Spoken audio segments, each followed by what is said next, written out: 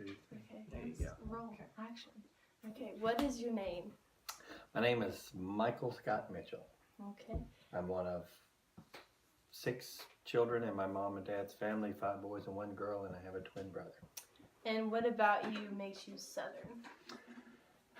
My parents, first and foremost, because when I was raised, they had their country traits which were used to raise me, whether it was the food that we ate or the entertainment that we had, which is basically you have fun in the yard with what you can find. You didn't have video games and all this. You picked up a broom handle and you made a tape ball and you played strikeout, something like that, or you had football and you played overhead tackle. You played games in the yard, anything.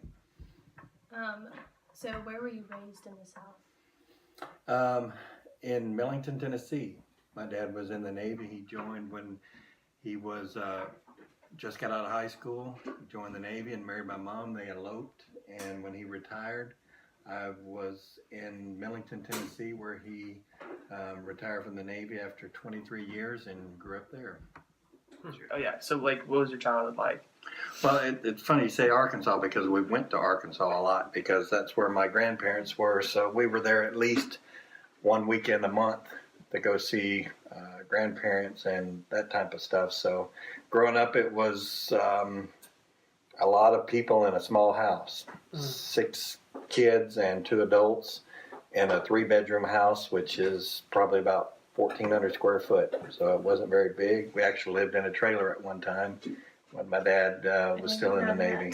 Yes, I did.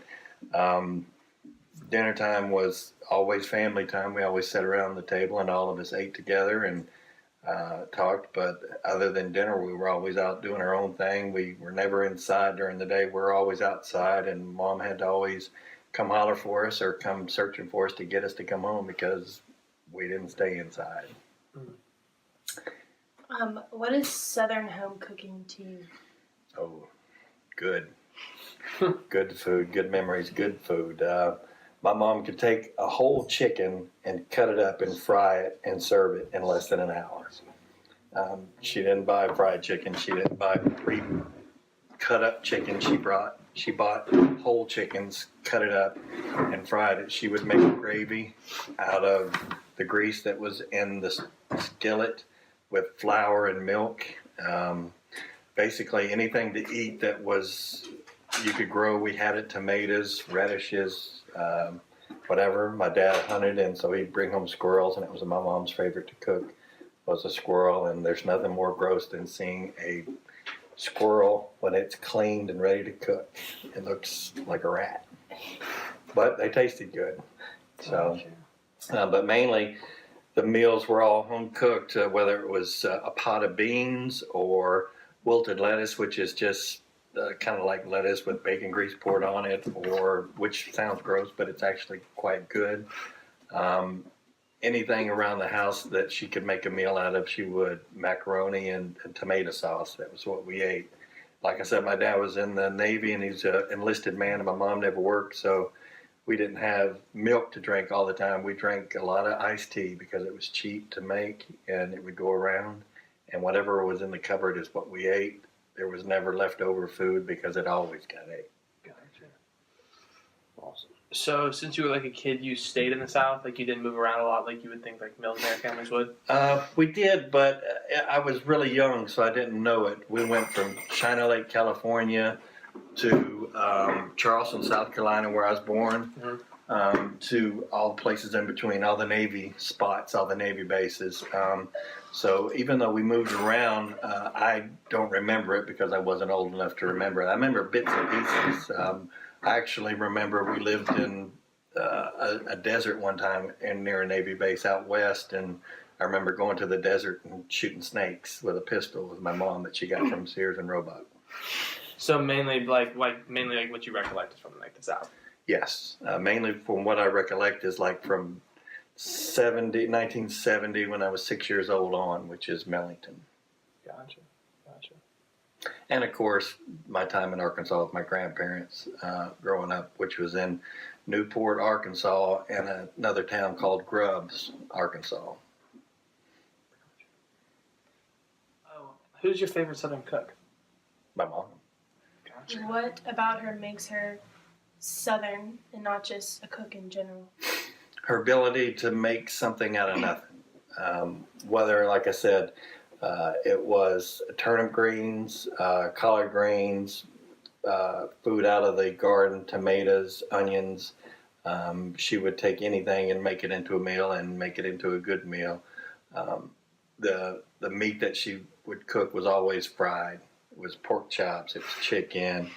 She made a lot of hamburger steaks. It was all really, really good. A lot of fried food and a lot of garden style food. But like I said, it was good. It was plentiful. It was hot, and we never wanted for something to eat. We always stayed full. And tea, sweet tea. We gotta have sweet tea. Uncle David's sweet tea. Nothing compares. Sweet tea is one of my fondest memories growing up because we always had a picture of it, and it never went bad, and it was always good. So you're saying, like, no matter what, homemade's the way to go for sweet tea? Oh, absolutely, absolutely. If you ever order tea, and they ask you how you want it, or ask you if or it's not sweetened, don't get it. It's not worth it. It's not worth it. No, I not agree. worth it. And you got to put sugar in tea when you make it, not afterwards. You can't put it in cold. You got to put it in hot. Let it melt when it's in the tea. That's the best way. There we go. See? What makes a good Southern home-cooked meal to you? To me, a good Southern home cooked meals is fried potatoes first and foremost, pork chops, chicken. I keep going back to fried, but that's the only thing I ate growing up. I know that today's environment that's not viewed as a healthy food, but my dad is 84 and he still duck hunts and gets around and chops wood and cuts and does everything. My mom was 79 and she died, so a Southern meal is making a food out of what you got at home and making sure that you got enough for everybody, including vegetables out of a garden, whether it's store-bought or what have you. We always had them out of a garden because I don't remember a time growing up when we didn't have a garden. Tomato plants as high as we were, plenty of Vidalia onions. I never cared for them, but we had plenty of them. I don't know if you ever had a radish or not, but those are quite unique as well. Squash, fried squash, zucchini, all of it. Okra. It's all really, really good. But again, I keep going back to fried, but that's how we ate most of the meals. Something was fried at every single meal. Potatoes, squash, okra, it didn't matter. It was fried or like a hamburger or something like that. We didn't really have a whole lot of hamburgers. We ate a lot of hamburger steaks, which is a big hamburger patty cooked extra long in an iron skillet. That's another one of the key things about Southern cooking is cooking in the iron skillet versus aluminum or other type of metal. Iron skillet gets really hot. It distributes the heat very well amongst the whole entire area, so everything cooks really good. And if you're going to be a good cook, you got to have an iron skillet. Gotcha. So you said you have how many brothers and sisters? I've got 5 brothers and 1 sister. So are you like close in age? Yeah. Of course, I have a twin brother. And we are both right now 53. My oldest brother is 63. Gotcha. So 10 years between 6 of us. So that's a lot of us. So I feel like a common stereotype about Southern families is that usually they're like very close knit and very like close with each other, and like including like extended family, like y'all all knew each other very well, or was it? Yeah. Yeah. Absolutely, it was the same way. I mean, we went to we still do go to family reunions every 2 years. 6. It's not every 5 years, every 6 years. It's every 2 years. Everybody knows everybody. Everybody brings their own favorite dish, and of course, it's all homemade stuff. You've got the cheap relatives that buy the Kentucky Fried Chicken and bring it because they don't want to cook, but every family has cheap relatives to some extent or another, right? Yeah, we even have an Uncle Possum. So, like that's a pig. Yes. Yeah. One of my uncles growing up, his nickname was Possum. My dad's nickname was Duck.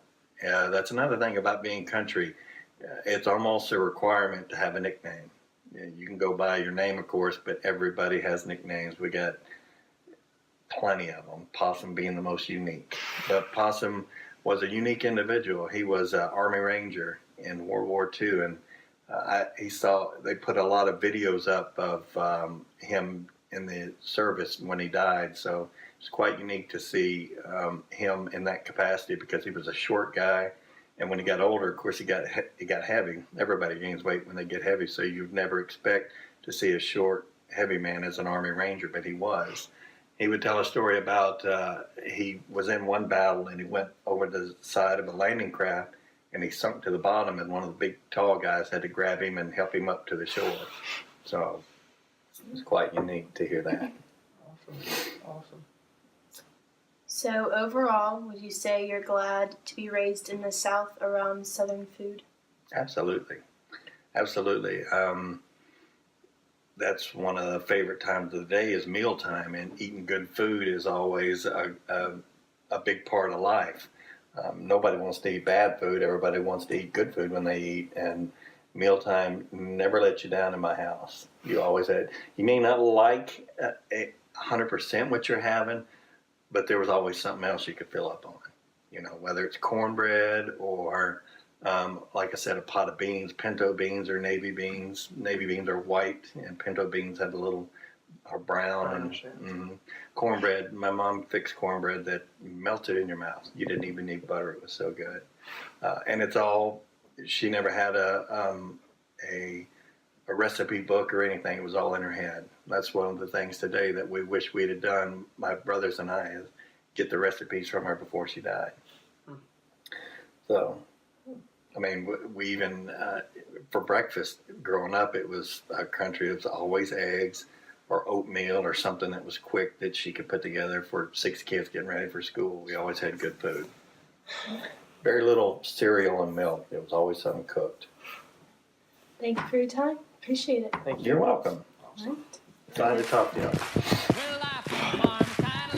Oh, you don't want me to do it that time? Do it. Early to rise, early to the side. I thank God I'm a country boy. Well,